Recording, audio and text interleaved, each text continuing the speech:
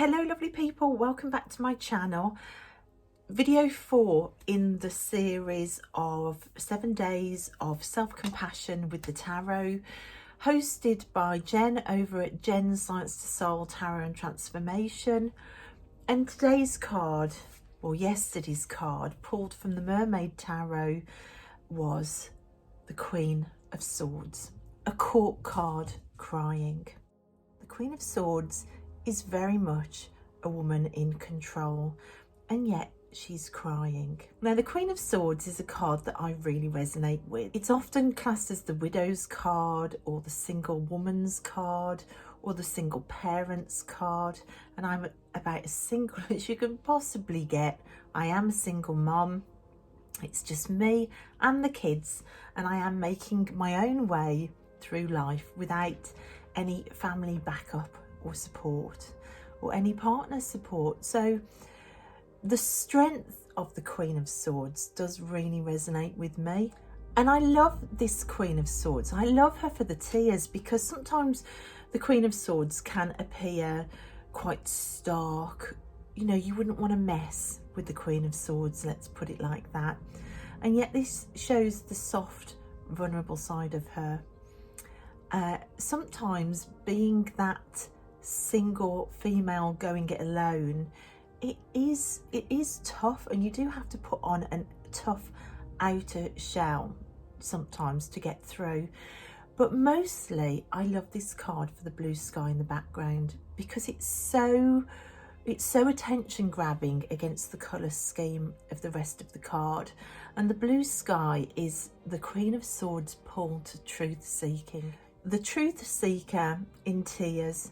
And immediately I thought, yeah, sometimes the truth isn't easy to hear. And that's when my mind went with this. It went with the tears and the blue skies, mirrored by her blue eyes with the tears coming out. Sometimes the truth is really hard to hear, but sometimes it's exactly what we need. Hard truths within the landscape of self-compassion. It's a really important fit to stand in. Truth seeking can really bring you to tears. Truth seeking can actually bring you to your knees. And it took me back to my own personal experiences in life, where discovering truth did bring a complete collapse of everything around me. Truth seeking led me to the tarot moments of my life. So this card resonates, a truth seeker in tears. But it also made me think about an artwork I did, because I explore all of these big tarot moments through artworks. It took me to an artwork, and it also took me to one of my all-time favourite books. This is Clarissa Pinkola Estes' book, Women Who Run with the Wolves. And if you haven't read this book, then I just simply cannot recommend it enough. Now, reading this book for me was really life-changing, and I don't say that lightly, it really was. And it inspired some artwork. Most importantly, my piece on Clarissa's writing about the Bluebeard story, because what this book does, it takes fairy tales and traditional stories and folk tales.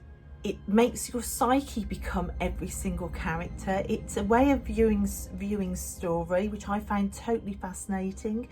The fact that the characters within fairy tales are all aspects of our own persona, personality, ego. It was just a fascinating way to view stories, and her writing on Bluebeard hit me at a time in my life where I was in the middle of a tarot moment, and it was so full of truths. It inspired a number of artworks, but most importantly a big Bluebeard ink drawing that I did. And why would this Queen of Swords card make me think of the Bluebeard writing inside this book?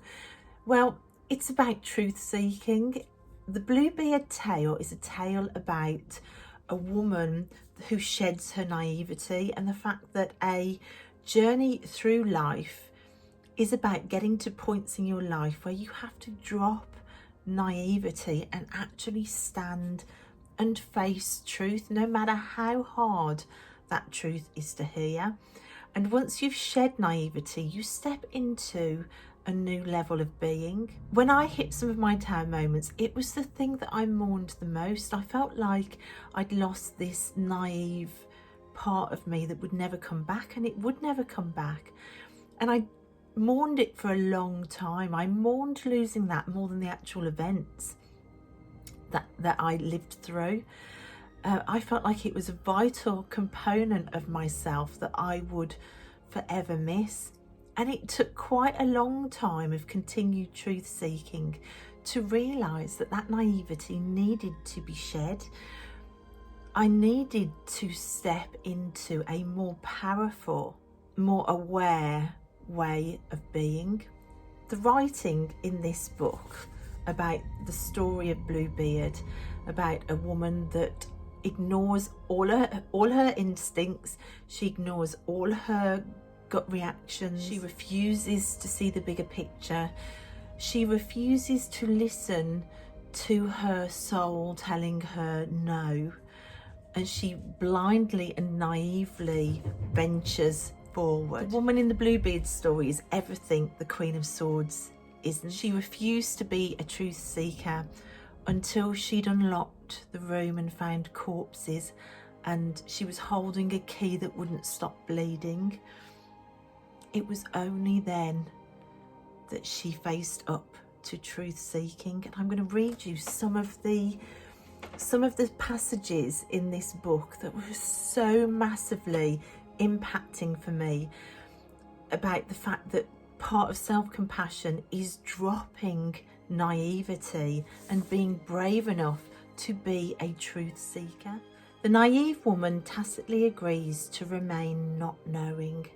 Women who are gullible, or those with injured instincts still, like flowers, turn in the direction of whatever sun is offered. The naive or injured woman is then too easily lured with promises of ease, of lilting enjoyment, of various pleasures, be they promises of elevated status in the eyes of her family, her peers, or promises of increased security, eternal love, high adventure, or hot sex. Bluebeard forbids the young woman to use the one key that would bring her to consciousness. To forbid a woman to use the key to conscious self-knowledge strips away her intuitive nature, her natural instinct for curiosity that leads her to discovery what lies underneath and beyond the obvious. Without this knowing, the woman is without proper protection.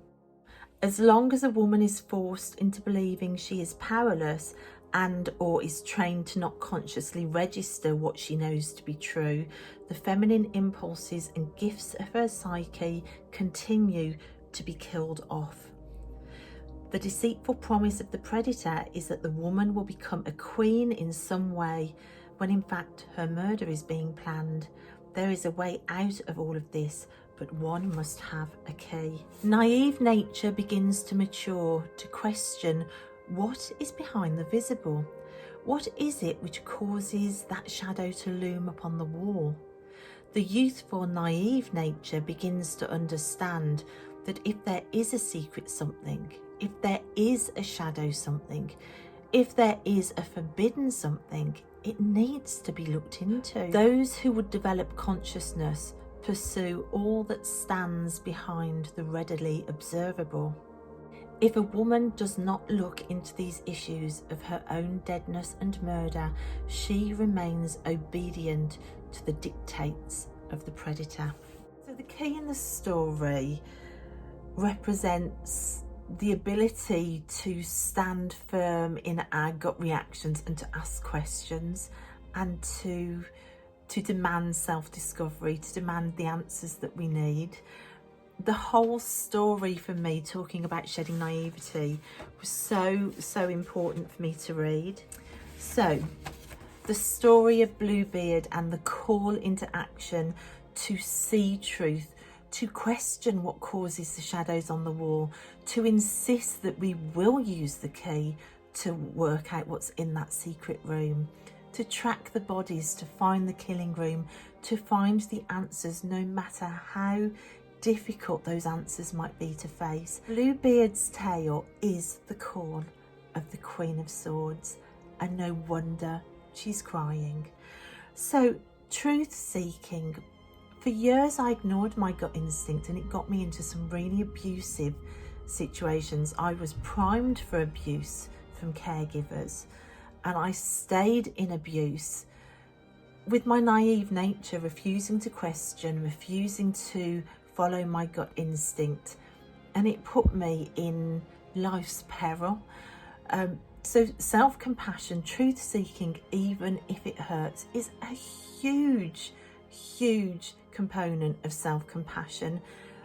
It seems counterintuitive because some truth-seeking will bring about tower moments, but those are tower moments that need to happen. The Queen of Swords is calling for you to look to truth, even if it hurts. And then the next morning, after I pulled this card, I pulled the Ten of Water, and again I think these cards mirror each other. The woman with the hair, the blue in the background. Card meaning is about putting boundaries in place, and I think that is the next step in truth seeking. Once we found truth, we might need to build boundaries, and they were two components of self-compassion that I had to learn late in life to do, to accept truth, to find truth, and when I found it, to boundary myself for protection, because there are predators in life. Bluebeard is a story about a predator and not being naive to predators, and being able to stand up to things that aren't for us with a clear no, and not being ashamed of our no. In this process, I learned to own my no, but also to own my yes. I started claiming my own yeses as well. But the Queen of Swords asks you to question, what is your internal truth? What truths are in your inner being? What do you know about yourself to be true, even the things that you don't want to face? I suddenly thought, not only is it about boundaries for external predators, but it's about going inside to find your inner truth, your inner Bluebeard, chasing him down, and then starting to pull the journey internal to think about my own inner truths.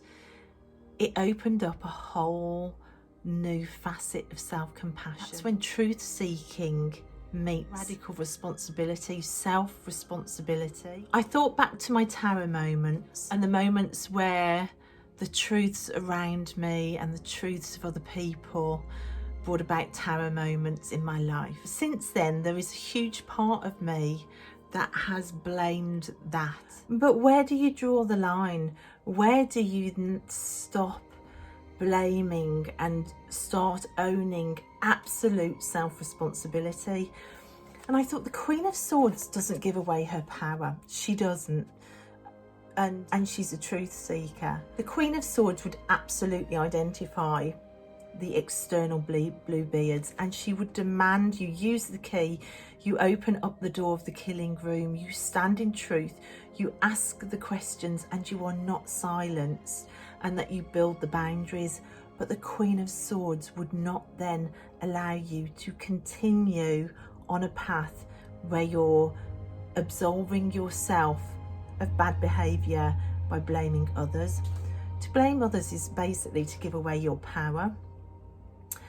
At the point where you put your boundaries in place and you've moved on, there needs to be a step into radical responsibility for your life. You have taken back power through asking truths, letting towers crumble, putting boundaries up and moving on. But to blame others just hands that power back. Radical responsibility. These are really hard, life-changing paths. I'm not saying any of this is easy. These paths are paths I've walked, and it nearly ended me. So there is no glib positivity in this. I know that this is This is soul crushing work, but it's crushing that needs to happen. So, truth seeking, standing in truth, dropping naivety and building boundaries. But then moving forward, searching out your inner truth, your own personal truth, and stepping into radical responsibility. And then the animal card I pulled was the elephant again. Unstoppable. I can charge through obstacles, carrying the light of my own self-knowledge, shining the light internally. What are my own truths? What do I now need to own? I can't blame people forever. Truth seeking, meeting radical responsibility.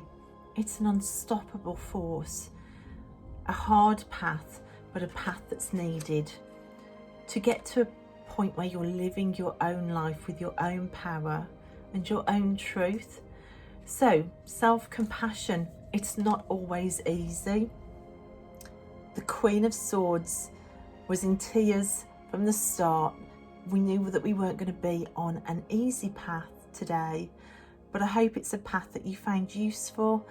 I hope it's a path that I explained clearly enough. And thank you so much for watching, guys, and I will see you next time. Bye. And now very tired editing me in my gardening clothes. I've been out in the garden all day with dirty hands and I've just got back from school clubs and school runs. But I realised I hadn't pulled my next card, so I'm going to do that now. So don't look at the black fingernails. My hands are washed, but my nails aren't scrubbed. And I've been planting all sorts of things. So I've just put the Queen of Swords back. And we will see what comes out. I hope it's joining me. Oh, there's one. Temperance. And it's a Sagittarian full moon tonight. I'm a Sagittarian. Temperance is the Sagittarian card. Interesting. So happy full moon, everybody, and I will see you next time. Bye.